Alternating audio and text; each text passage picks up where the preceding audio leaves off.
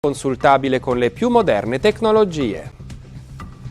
Buon pomeriggio dal telegiornale del Friuli Venezia Giulia. In apertura il bilancio in Consiglio regionale sugli interventi a favore delle popolazioni terremotate e le politiche di prevenzione in Friuli Venezia Giulia. Ne ha parlato la Presidente Serracchiani, mentre dal centrodestra oggi è venuto lo spunto per chiedere incentivi al governo nazionale in materia. Il servizio di Antonio Di Bartolomeo.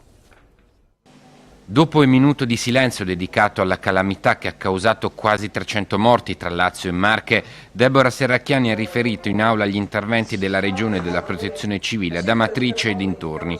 Non solo assistenza alla popolazione, ma anche primi interventi strutturali come la ricostruzione del ponte Tre Occhi di Amatrice. La Presidente della Regione si è poi soffermata sulle misure attuate in materia di prevenzione antisismica per gli edifici pubblici a partire da scuole e ospedali, per i quali è in corso una mappatura. Più chiara è la situazione della sanità, su cui c'è un piano nazionale che riguarda l'antincendio. La Regione ha già chiesto al Ministero 102 milioni di euro.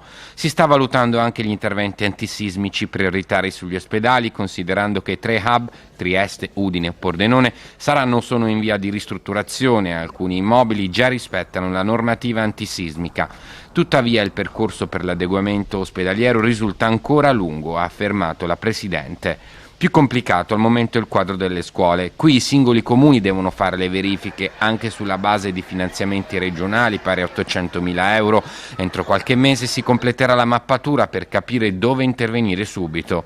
Successivamente il Consiglio ha cominciato la discussione su una mozione del centrodestra che chiede al Governo nazionale di mettere in campo incentivi per gli interventi strutturali antisismici per gli edifici privati.